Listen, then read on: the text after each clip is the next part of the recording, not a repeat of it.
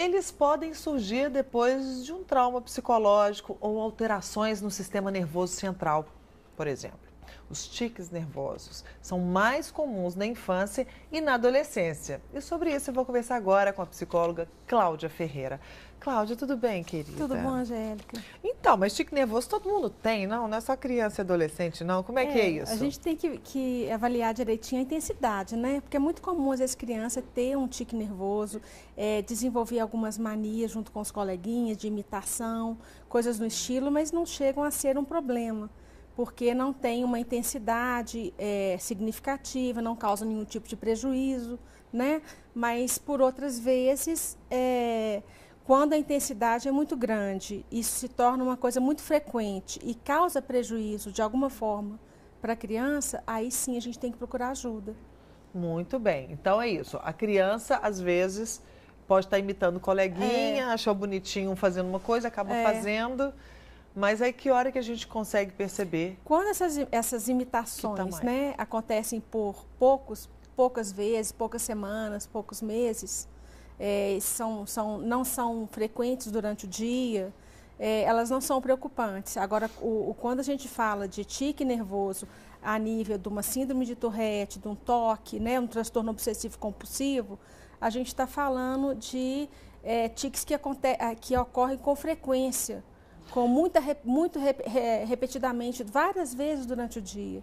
Será que se a gente prestar atenção na criança, quando ela está brincando, distraída, porque quando a criança está brincando distraída, se é só imitação, ela não vai fazer, né? Mas se é um tique nervoso mesmo. Mas na criança pequenininha é bem difícil da gente avaliar, porque é bem discreto, né? Por exemplo, a síndrome de Tourette, que é um pouco mais preocupante, tanto quanto o TOC, eles não têm cura, vamos dizer assim.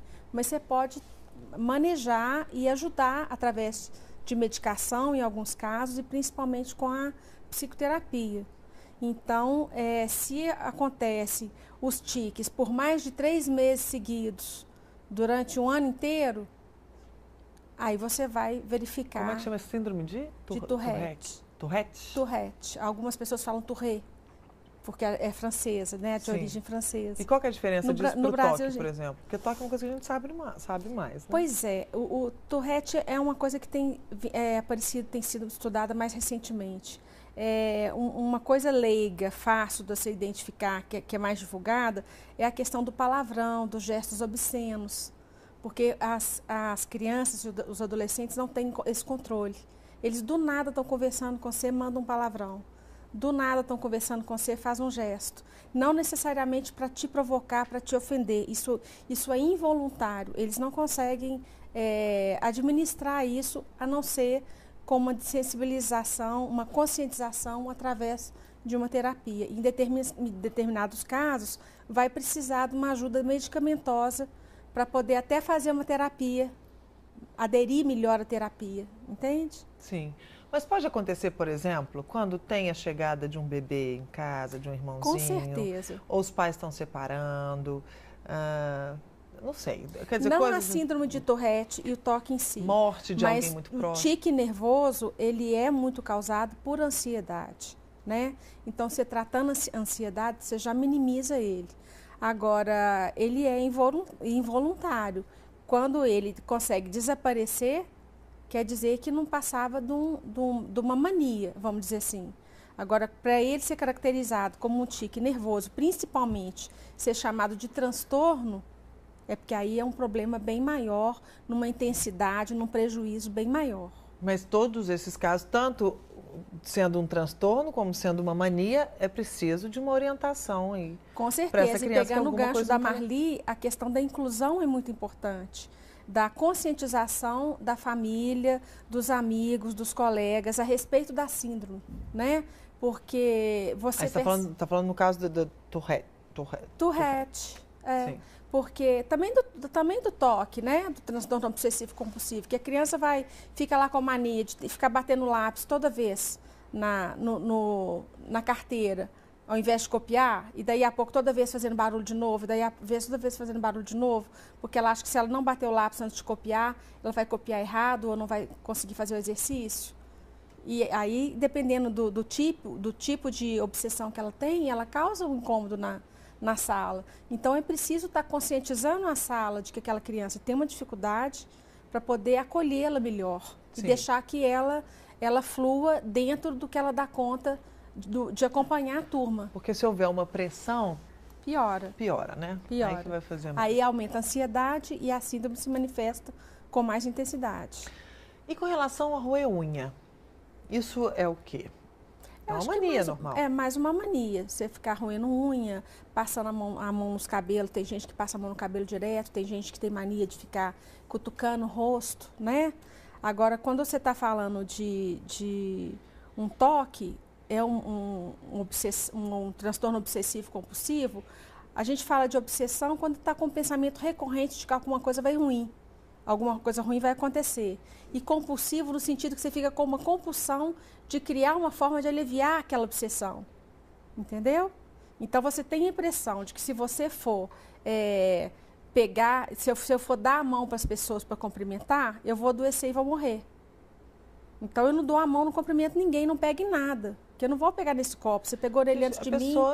A pessoa não vive. Dentro dela. Ela se aprisiona. Você falou assim, perfeito. Ela se aprisiona. E aí você tem que entrar com uma dessensibilização, uma conscientização, para ela conseguir sair desse círculo vicioso e conseguir lidar com isso melhor. Não é que não tem cura, né? Mas ela aprende a conviver com aquilo e a minimizar o prejuízo que ela tem. Algum desses problemas, quer dizer, ou todos, são genéticos? Eles são genéticos? São de origem genética. Sim, mas não são hereditários? Não, hereditários não, mas eles são de origem genética, mas muitas vezes acontecem em grupos familiares. Então, às vezes, um pai que tem toque, exatamente, o filho tem pode ter também. Não por imitação, mas pela genética. Não é por imitação, não. Pela genética. Gente, que coisa. E aí, como lidar? Aí, como nós estamos falando de criança, né, de uma forma mais abrangente, como é que a gente lida com isso, assim, por exemplo, porque muitos pais podem ficar sem paciência. Ai, que saco esse menino fazendo isso. Quer dizer, não sabem lidar também com essa situação dentro de casa, nem acolher e muitas vezes nem perceber que isso pode ser um toque ou uma síndrome. A questão do conhecimento é o principal agente transformador. Então, as pessoas têm que procurar conhecer melhor para poder ajudar aqueles que estão em volta da criança, do adolescente ou do adulto que tem Tourette a administrar aquilo, a lidar com aquilo. Porque imagina, se incomoda você que não tem Tourette, imagina na criança que tem. Que ela já sabe que vai provocar uma gozação, entendeu? Que ela já sabe que vai desencadear uma bagunça na sala, uma gargalhada na sala. Quer dizer, ela fica altamente constrangida com aquilo. Ela não consegue controlar. Não consegue... Só piora. Porque aí ela já sabe que entrando na sala, na hora que ela fizer o primeiro barulho, daí a pouco ela vai fazer outro e o pessoal vai começar a rir e ela não consegue controlar.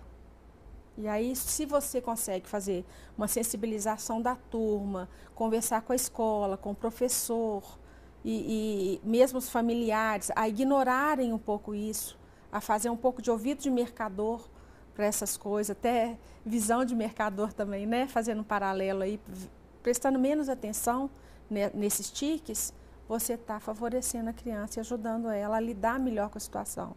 Mas é porque se os pais, os professores começam a se importar muito com isso, também isso... Total, vai piorar muito. Ela pode até fazer mais vezes, porque gera mais ansiedade nela? A intensidade, né? A intensidade vai aumentar e às vezes o prejuízo vai ser do tamanho dela sair da escola, parar de estudar. Entendeu? Vai tomar uma aversão à escola, porque ela sabe que naquele núcleo ela não vai ser bem-vinda, entre aspas, né? Que ela vai ser ridicularizada, entende? Mas em números, é comum, assim? Não, nem tanto. Mais em meninos, mais em homens. E eles não sabem ainda o porquê, né? As pesquisas não conseguiram detectar o porquê. Mas a maior parte é em meninos. Se manifesta a partir ali dos 6 anos, 7 anos, começa a se observar. Já tiveram casos... observados em crianças de 2, 3 anos, mas são mais difíceis de detectar. Mas geralmente em torno dos 6, 7 anos aparece e mais ou menos 1 em cada 100 dos homens tem a síndrome. 1% dos homens? Isso é muita coisa. Tem uma pesquisa que mostra isso. Achei muita coisa, 1% dos homens, né? É. Bom, mas aí, se isso for detectado o quanto antes, é melhor para o desenvolvimento dessa criança? Sempre. Quando a gente fala de transtorno, Angélica, quanto antes você conseguir detectar, fazer essa avaliação e identificar a fonte do problema, melhor para você poder ajudar e favorecer a superação dos sintomas, né? Ou pelo menos a minimização deles. Porque quanto mais ela viver tendo que lutar contra isso, mais ansiosa essa criança vai ser. Aí se instala um quadro de ansiedade. Aí ela não só tem a síndrome de Tourette, como tem um transtorno de ansiedade. Aí ela tem que ser tratada para duas coisas. E assim, sucessivamente, entende? E trauma não tem nada a ver com isso? Trauma? Não, trauma não. Ele pode desencadear tics, né? Agora, a intensidade do tics para ser uma síndrome de Tourette ou ser um toque vai depender de uma intensidade bem maior. Bom, você disse que em torno dos 6, 7 anos é que é mais comum de se manifestar. Mais comum e mais provável. Mas isso pode se desenvolver no adulto? Em função de droga, né? De droga, de algum trauma, falo assim, crânioencefálico mesmo. A pessoa teve uma batida de carro, um acidente grave, e aí ela pode desenvolver sim. Mas não é muito comum. Geralmente, esses sintomas, eles minimizam bastante na adolescência. E aí, o jovem adulto fica bem mais tranquilo. Então quem tem a síndrome ou quem tem toque na infância... Porque toque, a gente conhece um monte de adulto que tem toque, né? O toque é mais comum, eu acho. O toque, ele é mais divulgado, né? A gente tem que saber dessa questão do até onde que é só uma mania de ficar fazendo determinado movimento, ou até que, por exemplo, você lava a mão, você não consegue ficar lavando a mão de uma vez, você entrar no banheiro e lavar a mão 10, 20, 30 vezes seguidas. Consegue? Não. Você pode fazer uma graça ali, lavar 1, 2 vezes. Depois daí a 3 dias você esqueceu, daí a 4 dias você faz de novo. Agora, quando você fala de um transtorno obsessivo compulsivo, não, você vai lavar sempre, porque você fica na cabeça com aquele pensamento recorrente, insistindo que se você não tiver com a mão absolutamente livre de germes, você vai adoecer e pode morrer.